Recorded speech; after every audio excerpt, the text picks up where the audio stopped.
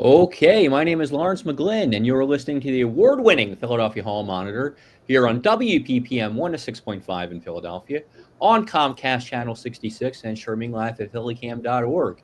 You can find us on Twitter at Hall Monitor WPPM, on our website, or excuse me, on Twitter at Hall Monitor WPPM, on our website, www.hallmonitor.org, or on Facebook at PHMWPPM. Tonight on the program, we'll be joined by Councilmember Jaime Gauthier as she discusses her legislation concerning the burning of the city's trash in incinerator in Chester. And Lance Haber will walk us through his property tax assessment appeal. Denise, how are you tonight? I'm good. How are you? I'm good. It was a busy day today at City Council. There was a marathon hearing, is probably the best way to put it, on the home bill. We'll talk a little bit about that in our newsletter, but we'll probably get into it a little bit here tonight. And the hearing will, I don't want to say if it's being continued or if it's a second hearing, but it's the same topic, which will be Monday at 10. Yes, I just got a press release, ironically enough, from Councilmember Gauthier's office that referenced this second home hearing in relation to her bill on, not sending our trash to be burned in other places. That hearing was supposed to take place, I think, today.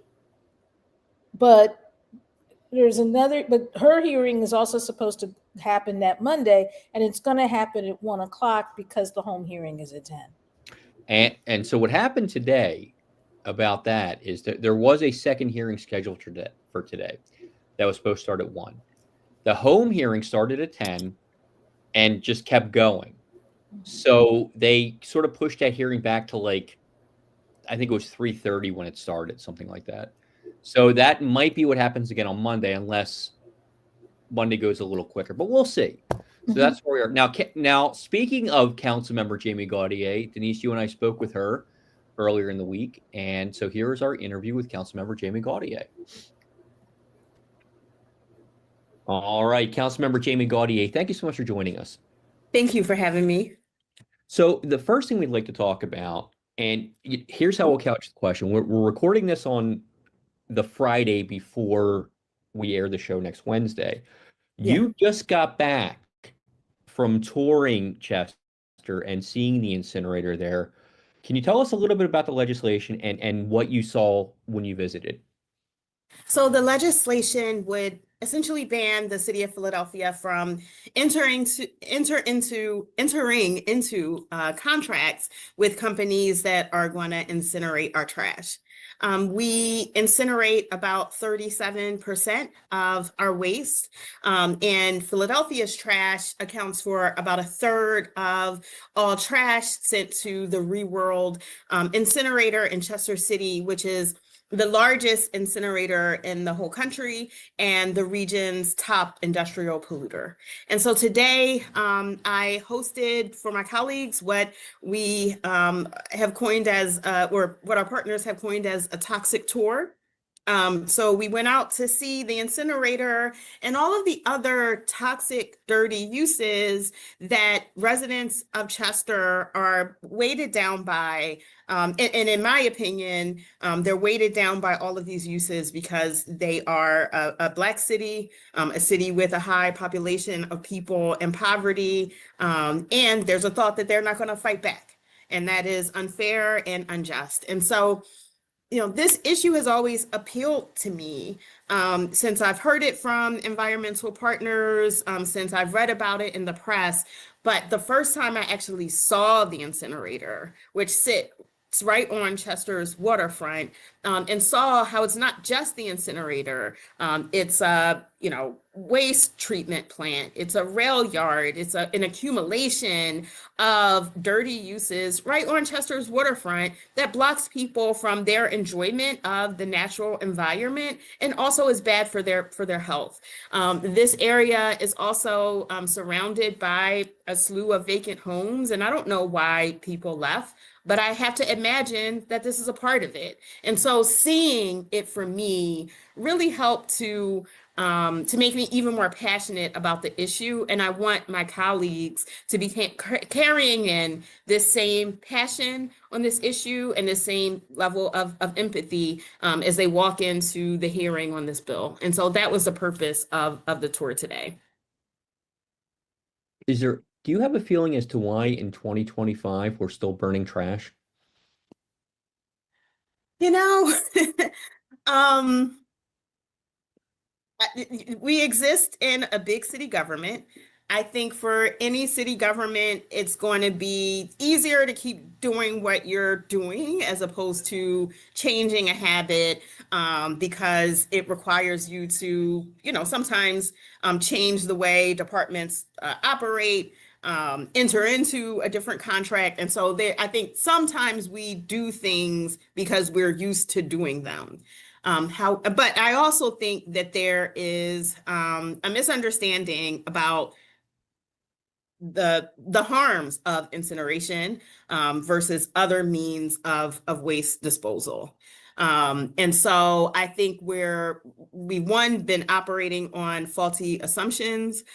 Second, I think we've just been doing this for several years, but we are at the end, or we're coming up on the end of the contract. This contract with the company that's called Reworld or Covanta, they've had both names at different points in time, will be ending at the end of this fiscal year, which is June 30th.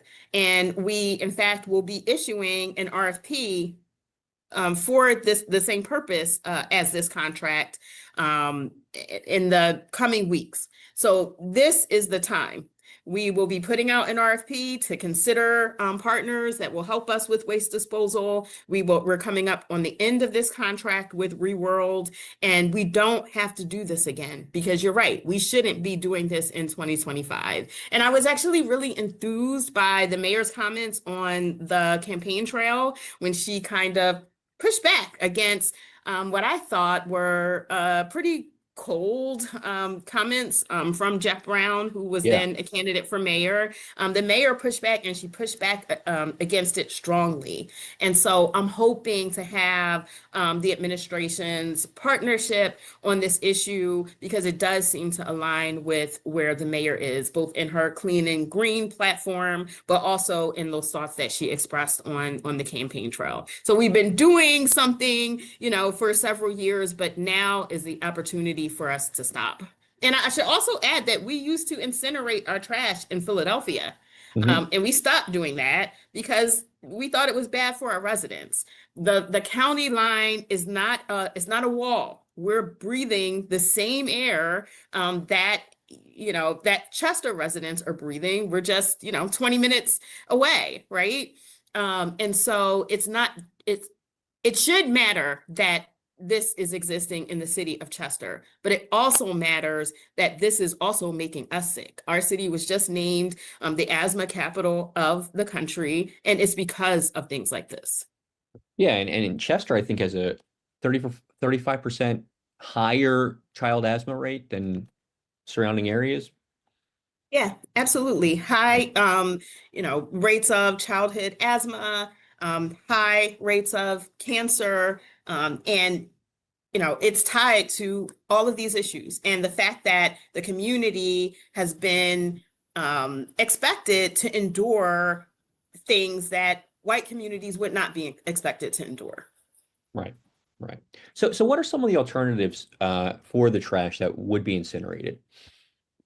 Sure. So I think the most basic and easy alternative is moving or shifting the trash to a landfill. We actually have 2 waste disposal contracts. One of them accounts for what I believe is the majority of our waste, which goes to a landfill, I think owned by Waste Management. The other portion of our waste is handled through this contract with Reworld and through incineration. So in the same way that we send the majority of our waste to a landfill, we can choose that as a means for the rest of our waste too. And landfilling is not a perfect option, but it doesn't have the same impacts on the climate and on people's health as incineration does. And so in this set of circumstances, that is the more desirable option. But ultimately, as a city, we should be trying to have less waste. We should be trying to get to zero waste, right? And so I think it's not only important in this moment to stop trash incineration and to choose landfilling as the better option. I think it's also important to work really hard as a city to have less waste. Absolutely. So switching gears a little bit, you're the chair of the Housing Committee, and by the time this airs, the hearing on the first iteration of the home program will have occurred. What are your thoughts on that first $200 million investment? How does it look to you? And what is success in this program and how do we get there? So I'll say it's very important that we get this right. I am such a champion for the home initiative. I am so glad that the mayor has made this her #1 priority. And it's for that reason, because I believe so much in the need for affordable housing in the city of Philadelphia. And I believe that we need to make a bold investment in that. It was because of that I championed this in city council. And I, was telling whomever would listen to me that we need to do this and we need to do it at the $800 million level. And I'm glad that that's what passed out of council. But it's also important how we spend it. $800 million is the most money we've ever invested as a city in affordable housing. But if we don't spend it on the right things, if we don't spend it on the people who most need this assistance, it's not going to make the impact that we want. And so I've been very focused on working with my colleagues, with advocates on a set of recommendations that I think could make the administration's proposal even stronger and result in us really spending that first tranche, roughly $200 million in the best way. And so this is what I'm pushing towards for Wednesday. Recommendations that you have made and some of the things you'd like to see in the program. Sure thing. So we have a set of what I think are really common sense recommendations that would really ensure that that first year spending plan is as impactful as possible. First is a very simple recommendation: clear the lines. We have amazing housing programs in the city of Philadelphia. They are lauded nationwide. But the biggest problem we have is that they've been underfunded for a really long time. And so we have programs like basic systems repair, for instance, which gives homeowners, low-income homeowners, working class homeowners up to $25,000 in grant funds to make critical repairs to their homes. The type of home repairs that these homeowners would not be able to sustain themselves and therefore could get displaced from their housing, particularly because Philadelphia has such old housing stock. But there are thousands of people already on the waiting list for basic systems repair. There are thousands of people already on the waiting list for a program like adaptive modification, which helps people to make modifications to their homes, which helps them to be more accessible for people with mobility or other issues, and also helps to make repairs and retrofits that help seniors to age in place. We have thousands of people on the waiting list. Use the home money to clear out the waiting list first before we rapidly, or dramatically expand those programs to a host of new applicants. That's a basic issue of fairness, and it also helps us to get money out of the door. The second thing that we're really recommending is prioritizing the families with the greatest need. I agree with the mayor that we don't want to be turning away people who are just over those income eligibility guidelines, right? These are people who are still struggling every day and also need the city's assistance. However, there's a population of people who are already served by these programs that, but for the city dollars, those people would be on the streets. And we're going to have to assist them anyway. So we're just talking about which program we're assisting them with. And once a family is on the street, once they're homeless, you're talking about a lot more of an investment to help get that family back on track. So open up some of the programs, raise the income eligibility guidelines, but keep preferences for poor people, for working class people who need the city's assistance the most. That's a very important recommendation. Do something bold to save expiring affordable housing. So people will remember the issue with the University City townhomes. That was a really high visibility example of the 12,000 housing units that have subsidies that are set to expire. And therefore, those housing units could turn market rate and families would be out on the streets. So there are about 12,000 of these units that will expire over the next decade or so. But the city piloted an acquisition fund with my office a couple of years ago that allows, stakeholders like PHA or the city or nonprofit housing agencies and other mission-minded housing agencies to acquire these units and keep them in service as affordable housing for years to come. It's not going to matter if we create 30,000 housing units if we lose 12,000, right? That won't put us where we need to be. So we need to put more investment into saving those units and put more investment into the production of low income and working class, moderate rental units as well. So those are the type of recommendations that we're pushing that we think will ensure that we make a dent in the housing crisis with this funding. And we look forward to the upcoming hearing. This is a large expense of taxpayer money. The public deserves to have the right to peer into this spending plan, to look at what's being proposed and to raise their voices. And I look forward to that opportunity and to the deliberation. Okay. One of the major issues that the city is dealing with right now, and really across the country, are the non-allocation, I guess is what I'll say, to the SNAP program based on the government shutdown on the federal level. Just really briefly, there's been a lot of talk about it. There was a hearing this week. You were in that hearing. What are your thoughts on it? And, what can we, be looking at here? It's terrifying and it's just so cold and so mean. What kind of people, whether we're talking about the president or other, public servants on the Republican side, what kind of people go into public office to hurt people that are the most vulnerable people in our society? It's just mean, right? Those are my initial thoughts. But beyond that, people are really scared. I was even at an after school program this week and the kids were talking about it. Kids should not be afraid that they're not going to have food on their table. And they certainly shouldn't be so keyed into a policy issue that they're talking about it at their after school program. It's the job of adults to make sure that kids eat and that they don't have fear about that. So there's widespread fear throughout the community. I host a weekly food giveaway at my office at 52nd and Cedar every Thursday at noon, where we give out several 100 pounds of food, of fresh produce. We had a line spanning from my office around the corner the other day, because that's how great the need is. And that's how this is impacting people, even in the short amount of time since November the 1st.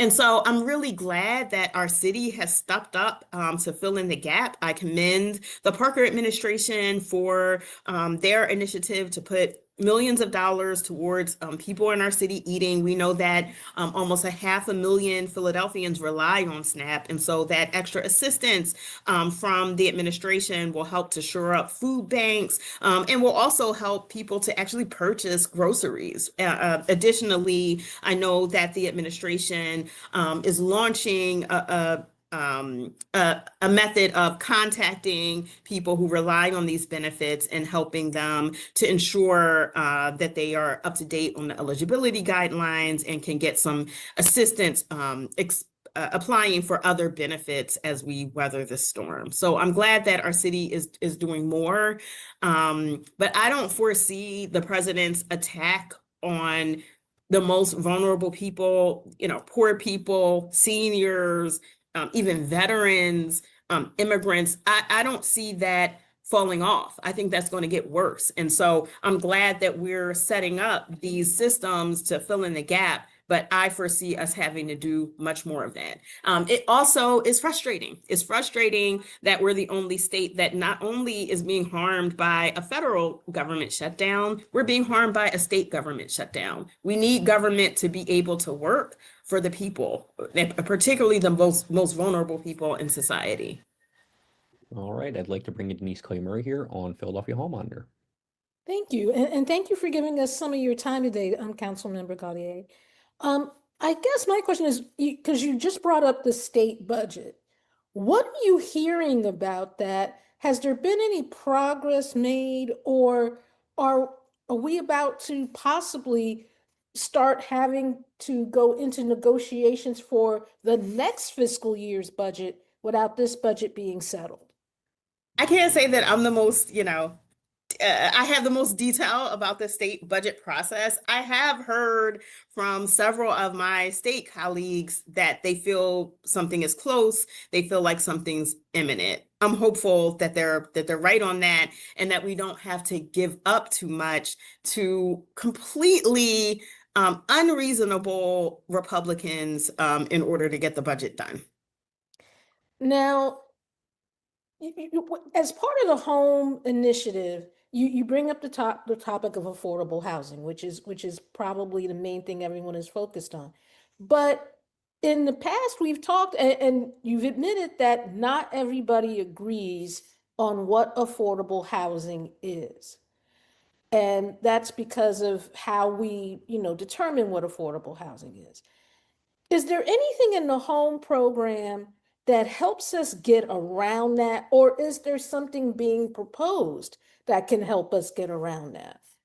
That's what some of my recommendations touch on. So the mayor, in putting forth the initiative and in the initial spending plan, is recommending that programs that now serve low income or moderate income people serve people at as levels as high as 100% of AMI or 120% of AMI. Those are essentially middle class people. And while I'm not suggesting we should block them out, I do think we should allow for as many families as possible and people as possible to be considered, because we don't know what people are struggling with unless we look at their particular circumstance. However, I do think we do a disservice if we don't have preference or priority for the lowest income people in the city, the struggling working class who have traditionally benefited from these programs, and where the income levels are already set to serve them through these programs. So what the administration is suggesting would actually be a change, right? That would increase sort of the income eligibility levels, but also dramatically expand the amount of people that are going to be applying to these programs. So we would be, if we follow the administration's recommendation, opening up the floodgates in terms of who we're assisting, while not putting quite enough money into those programs to accept that level of volume. So my recommendation is that we have preferences while we open things up that will ensure that the money is really going towards true affordability and true need. Now, are you concerned about the part that developers are going to play in the home program? Because let's face it, a lot of developers aren't really, affordable housing is not their jam. Yes. And yet, they're being called upon at parts in this plan to do certain things. Are you concerned about that at all? Is there going to be any kind of oversight? I'm not concerned about that if we allocate the money in the right way and to the right programs and for the right income levels. And there is a role for developers to play in this plan, in this initiative, both nonprofit developers and for-profit developers. But it's up to us to decide who we'll work with, and for what purpose, and to make sure that it's what our communities really need. But there are programs. So for instance, the Turn the Key program is a wonderful city offering. It's a program where we are, through subsidy and through, really low cost of land, we're making it possible for developers to offer new 3-bedroom homes at $200,000 or a little less than that, right? In some cases, as low as 175, 185. Now, everybody won't consider that affordable, but for certain, folks, that gets them, I don't know, a $1,200 a month mortgage, which is comparable to what many people are paying for rent. And it's also virtually impossible to get a new house at a lower price than that.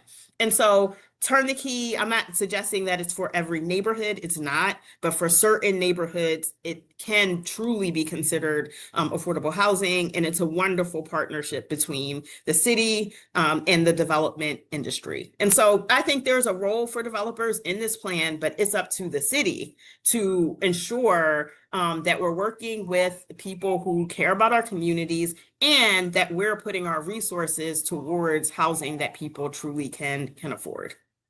Okay, now you mentioned your pilot program that takes over residences that were about to lose their subsidies as low income. Is that still going on, and have you expanded it at all? Yes, we created an acquisition fund that essentially offers an owner $50,000 to acquire a unit that is being sold and where the subsidy would be expiring. And they can apply for that funding from the city if they agree to keep that unit affordable for another 42 years. So that gets us almost 50 more years of affordability. And it's an allowable program in the home spending plan. However, with the amount of expiring units that we have, thousands, I don't believe that the current proposal is allocating enough for that use. We have to be proactive about saving these units. I introduced the legislation that I did around the University City townhomes, barring demolition and requiring affordability, which ultimately landed us in court. But I did that as a last-ditch measure to make sure that the tenants got some level of justice. Coming out of that, it was very clear to me that can't be how we're functioning. We have to be proactive about saving these units. I also spearheaded a law after the townhome situation that one requires owners to give us a year's notice if they are going to opt out of their affordability contracts and sell their affordable units on the open market. And it also gives the city of Philadelphia and nonprofit housing providers, as well as tenant groups, first right of refusal in terms of acquiring those developments. So we have the law. We need the money and we can fund this initiative in a better and more powerful way through this first year spending plan. And that's what I'm advocating for. Okay. Well, and I'll just to give you an example of why this is important. You all may remember a couple of months ago, my office started ringing the alarm about the neighborhood restorations portfolio. This is a portfolio of 925 subsidized units, mostly 3 to 4 bedroom homes throughout West and Southwest Philadelphia that are rented to people who have low incomes. The subsidy on neighborhood restorations is expiring. So many of the units have already expired and the rest of them will expire, let's say, over the next 8 years or so.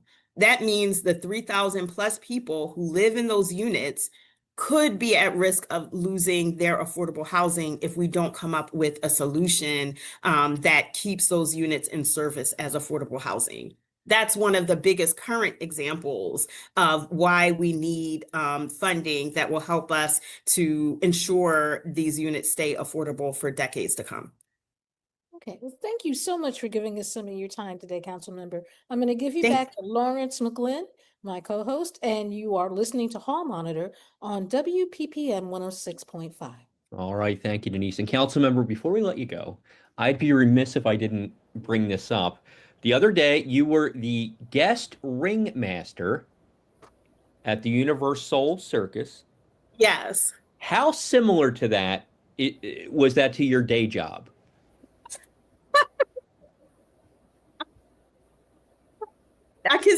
I definitely see the comparisons, right? There is a lot of trying to herd people and organize, we'll call it organized people in city council, both colleagues and advocates. So that can feel a little bit not like the circus, but definitely requires some of the skills of a ringmaster. And additionally, there's a lot of pomp and circumstance involved with city council, which also, feels like maybe a bit of a synonym. Well, it looked like a lot of and thank you so much for taking the time to talk to us. And we will talk to you again real soon as we definitely want to talk more about the home program and get your insights on that. But thank you so much for joining us. Thank you so much for having me. All right, we'd like to thank Councilmember Jaime Gauthier for joining us on the program, and we will have her back soon to tell us more about the home program, especially later on when the final budget resolution is passed, so we know exactly what's happening with this. So now what we'd like to do is bring on Vanessa Maria Graver to talk a little bit about SNAP, which is going to then dovetail into what Lance Haver is going to talk about. So Vanessa, how are you tonight? Okay. I don't think we have Vanessa here. All right. So why don't we go right to Lance? Let's bring on Lance Haver. Hi, There good you go. evening. Lance, Great. how are you tonight? Fine, thank you. Great interview. Love the last question. Unfortunately, it was a little too real. But that being said, I'm sure every member of council thinks they're the ringmaster, and especially the council president. So I have a report on what the real estate tax assessment appeal process is. But before that, I have a brief film I wanted to show about a protest today.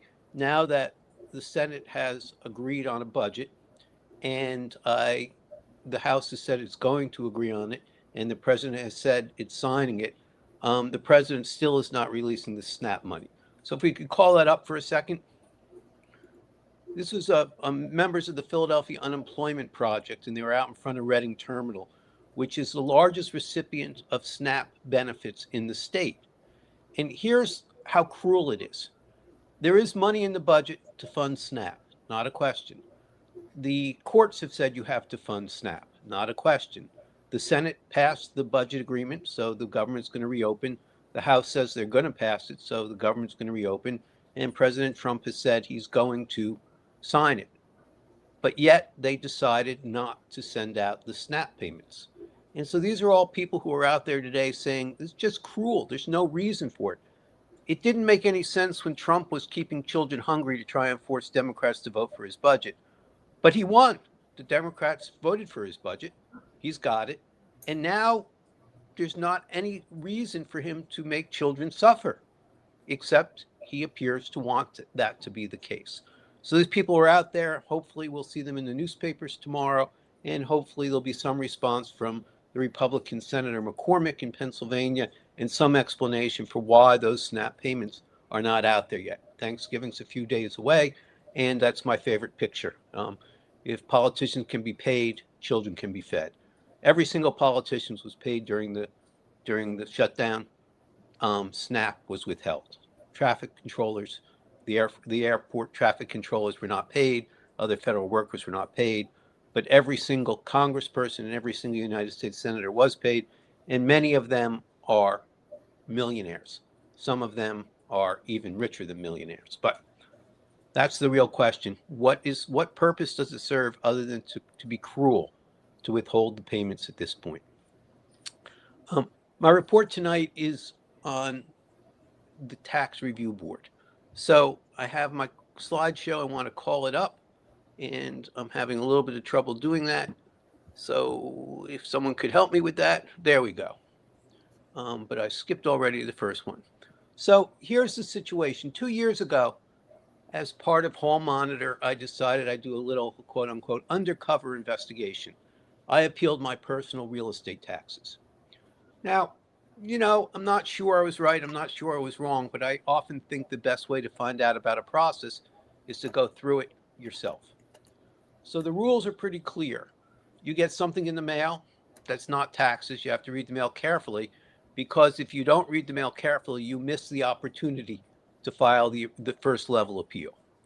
The second level of appeal, you don't have to wait for a letter. You can just file it.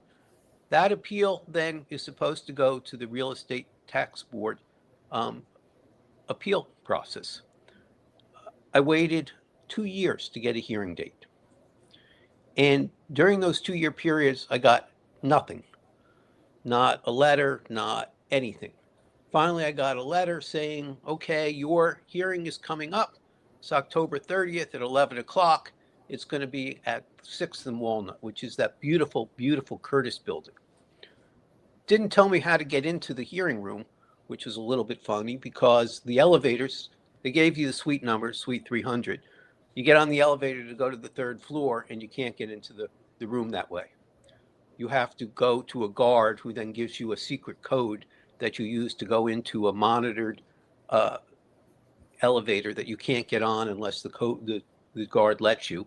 And then you go up to a 3rd floor, and then they usher you into a room.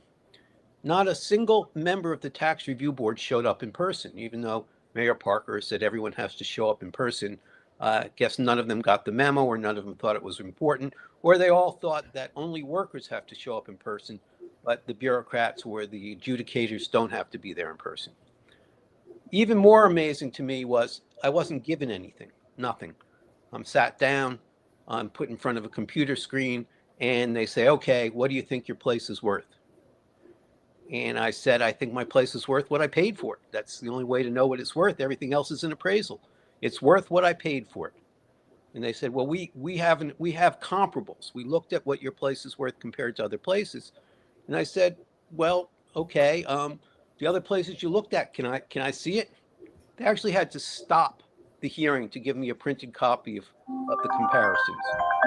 And then what they said, which was even more amazing, was the actual appraiser, the person who did the appraisal, wasn't available, didn't bother to show up for the hearing. So they wouldn't let me ask about her credentials.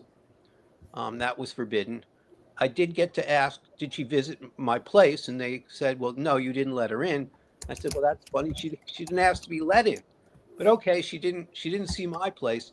Did she see the building? Now, I am very fortunate. I live in a condo 2 blocks south of South Street. So my wife and I are very, very fortunate to have what we have.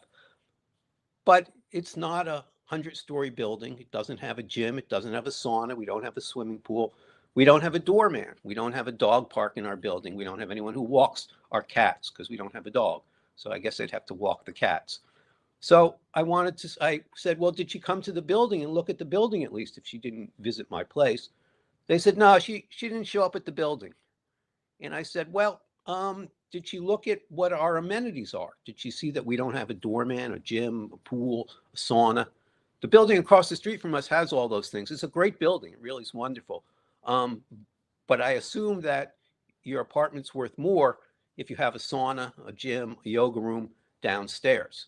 They said, no, they don't know if she did or she didn't. So then I had a list of 15 questions I wanted to ask.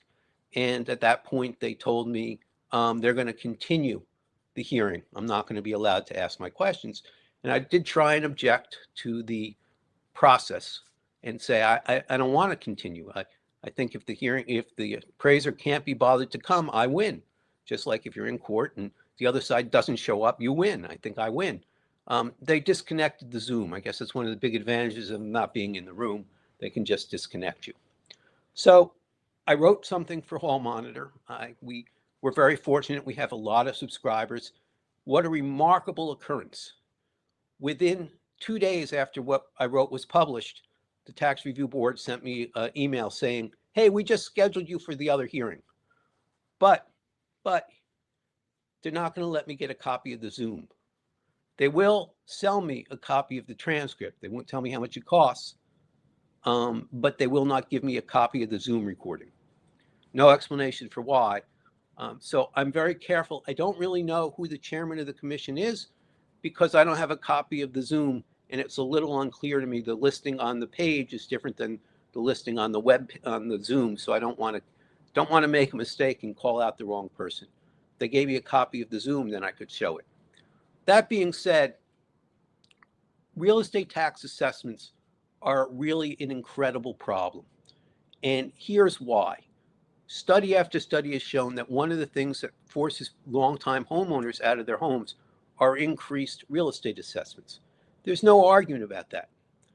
Unlike in every other county in Pennsylvania, the city of Philadelphia increases taxes through the reassessment process. So in every other county, when it's reassessed, it has to be revenue neutral.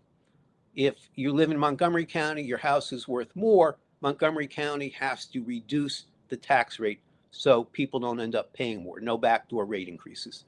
In Philadelphia, not only is it a backdoor rate increase, but the city's legal right to borrow has to do with how much the assessments are. So every time these assessors raise the real estate values, it goes ahead and allows the city to borrow more money. So what we have here is not taxation without representation. We have an assessor who we don't know their qualifications, we have no control over, raising taxes on us. Doesn't sound like a far change from taxation without representation. And the question is, what is your house worth? And the system that we use, allowing the appraisers to make that decision, means that the real estate developers or speculators, whatever name you want to use for them, who build $1 million homes, force up everybody's prices. Now, what the assessor says my house is worth is an estimate. The law in Philadelphia is called actual value initiative. The only way to know what the actual value is through the sale of the property. If they went with the actual value, it wouldn't force longtime homeowners out of their properties because the next door neighbor built $1 million home.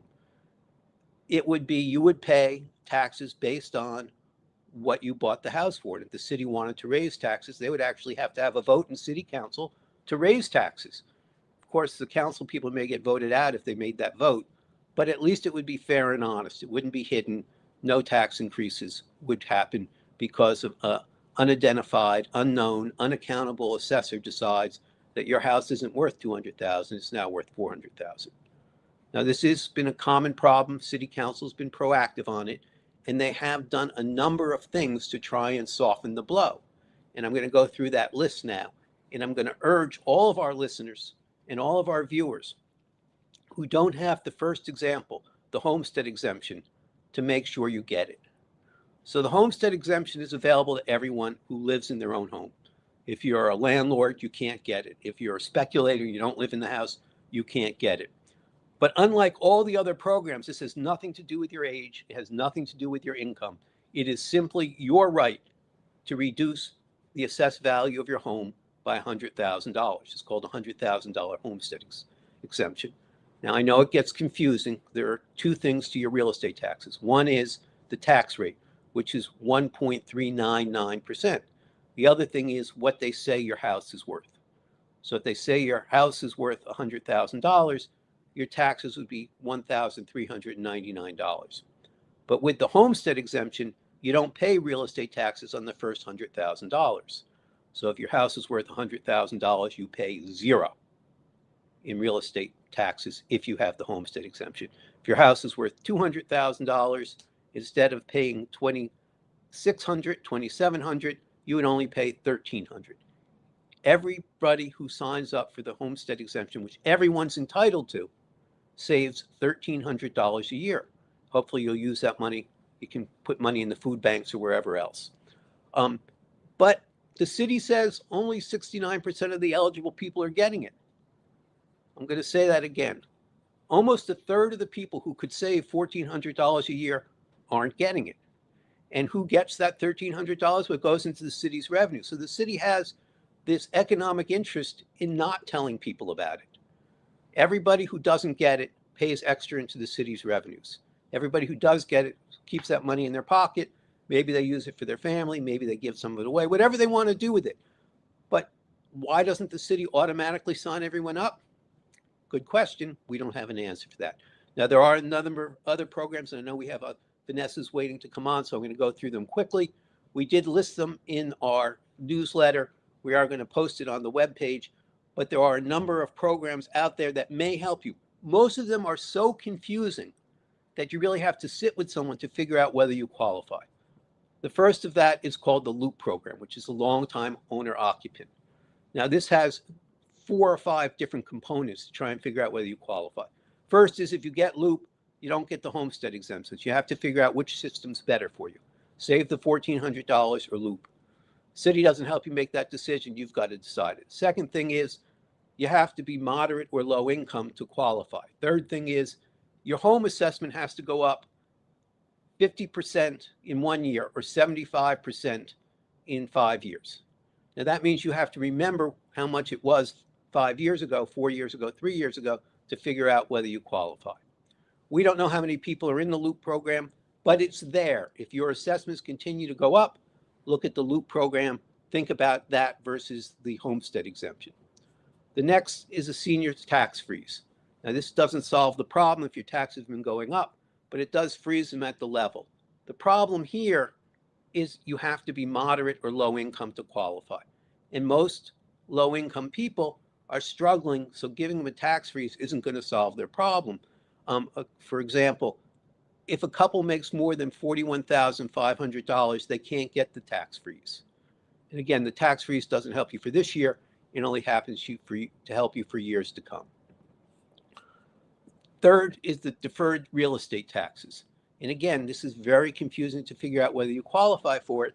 And this doesn't lower your taxes. It just makes it so you don't have to pay them. Instead, you're basically taking out a reverse mortgage. You're taking out a loan to pay off your real estate taxes. The city charges you interest. And when you sell the house or when you pass and your children inherit the house, they take the money from that sale of the building, from the sale of the house, and they may actually interfere with your children's ability to take title to the property. Again, limited to income, very confusing whether this is something you want to do or not. Then there's the low income freeze. And again, this is a situation where if you make more than $41,500, married couple, which unfortunately isn't a lot. It would be a lot better if I could say, you know, $41,500 for 2 people is a lot of money. You're living well. But unfortunately, that's not the case when you consider people, even if they're seniors, have to pay for Medicare. They have to pay for food, for utilities, for all those things. Unfortunately, that's not a lot of money. But it's there. It may work for you. Finally, the one that may help most people, and again, unless you're 65 or older, or you qualify economically, but based on a lower moderate income, you don't qualify. And this is monthly payments. Now, this again seems so crazy when you think about why not everyone can do it. So if you have a mortgage, your mortgage company takes your real estate taxes, divides it up into 12 payments, and every month you pay your mortgage, you pay your real estate taxes, you pay your insurance, and sometimes you have to pay insurance on your mortgage. But it's 12 payments. The city doesn't do that for everyone. If you don't have a mortgage, the city doesn't say, well, don't worry about it. You can still make the 12 payments. They say you have to pay it all at once in February. And if you don't pay it by the deadline, they start charging you interest. There is a plan that allows people my age, 65 and older, to pay monthly, or people of moderate income. Now, that's something, again, like the homestead exemption, that doesn't interfere with LOOP or anything else. It's just something that may make it a little easier for you to manage your cash. It's very difficult. If your real estate taxes are $3,000, it may be very difficult to write a check for $3,000. So that's it. I will continue to report on what happens at my assessment. I will ask the questions, isn't it an estimate? If the appraiser, even if the appraiser is great, isn't that still an estimate? Isn't the only way to know what the actual value is by what I paid? And don't we punish people who join their community group, work to clean up the garbage, work to fix up the broken down houses, work to put families in the vacant homes, make their neighborhood desirable, don't we punish them then by raising their property taxes? What sense does that make to say to somebody, please join your community group, your civic group, do the park cleanup, do the neighborhood cleanup, help us fight the problems with this on the streets. And now that you've done all that, so now that wealthier people want to live next to you, now we're going to raise your taxes because you did such a good job at making the neighborhood better. And you know, this has been an ongoing problem for There was everybody. there was no reassessment this year. Next year, it could be very bad. And, you know, it's one of those things which we should keep an eye on, but we should continue to ask the questions. How do these unelected, unaccountable people decide to raise taxes on us? Right. All right. Well, Lance, thank you so much for that. And we'll be staying on top of it. We'd like to bring in Vanessa Maria Graber now. Vanessa? Hello. How are you tonight? I'm good. Yeah, I'm just here to give a latest update about SNAP. As you know, it's been ever changing. And even though there's been a lot of information circulating and we've put out information here, I think it's worth repeating. And as we were talking earlier, I mentioned how many posts I've seen on different Philadelphia neighborhood Facebook groups of people asking what was going on with SNAP, when the benefits were going to be delivered, and where they could find food. So we thought it was a good idea to give people an update tonight and to share some resources about that. So I do have some slides. Let me see if I can bring them up. And of course, there is confusion because of the federal shutdown and because there is legislation pending this week and because there have been various court rulings as well. And so that's why it's been hard for people to figure out what's going on. And so it's worth repeating that the situation is in flux right now, but for the moment, SNAP benefits are paused. Denise, I have some slides that I put. Okay, there we go.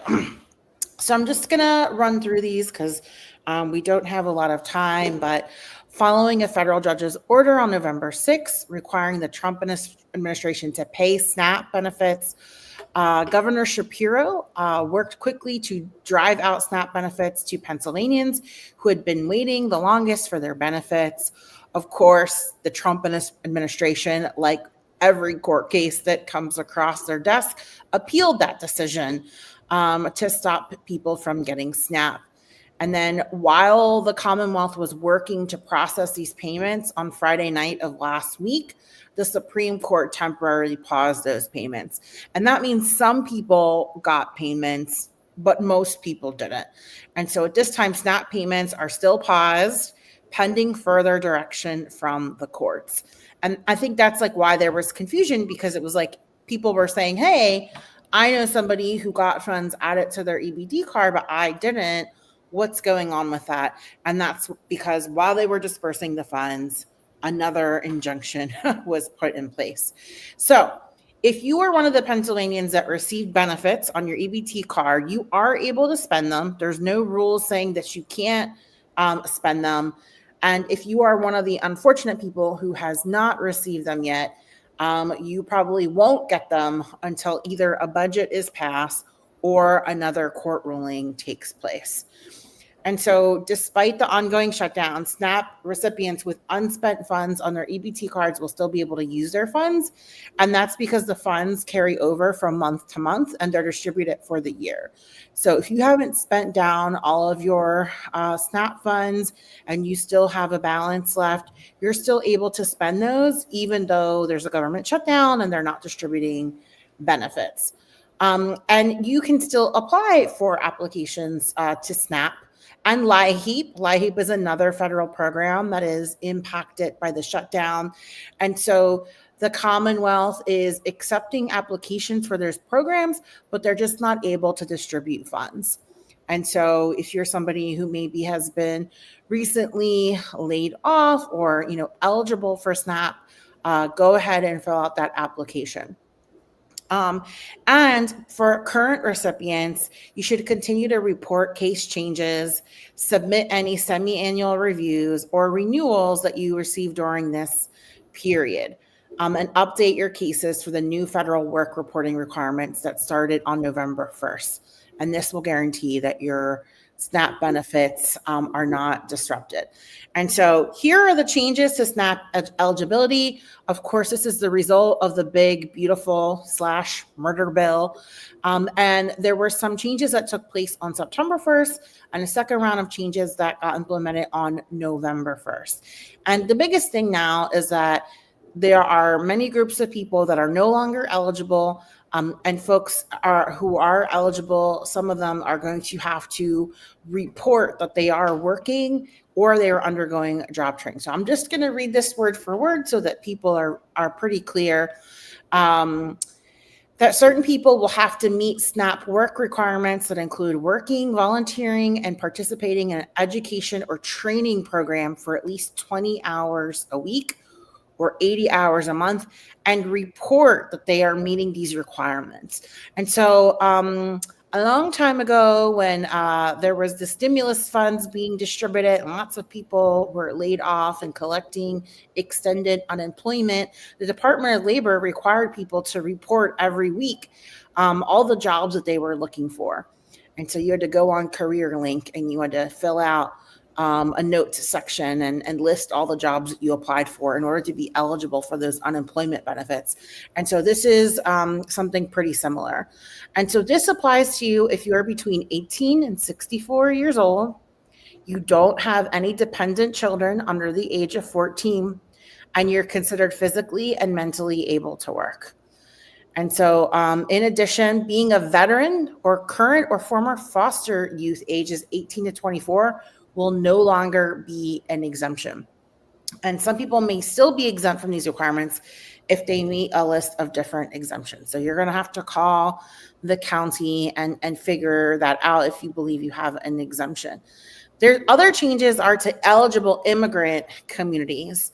And so people who are eligible now are U.S. citizens who are immigrants, U.S. citizens, green card holders, Cubans and Haitians who were granted parole when they entered or who currently have a pending asylum application, or citizens of Micronesia, Palau, or the Marshall Islands.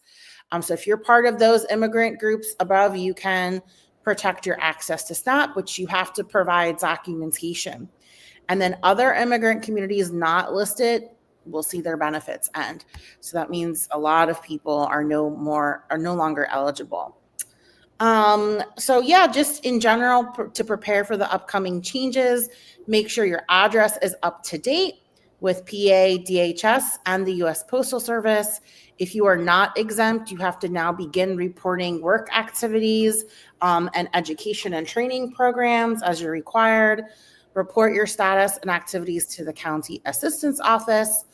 Check your mail and Compass portal regularly for notices. So those are renewal notices. And if you have a health condition that impacts your ability to work, you have to now provide a medical documentation so that you can keep your benefits. And so again, if you have questions about any of this, you can call the city's hotline, Benephilly, and it's 1-800-994-5537. Of course, we'll put all of these resources in our newsletter online, and you can also contact the Philadelphia County Assistance Office. If your SNAP benefits are denied or cut off, you can contact Community Legal Services to help you with legal questions and appeals.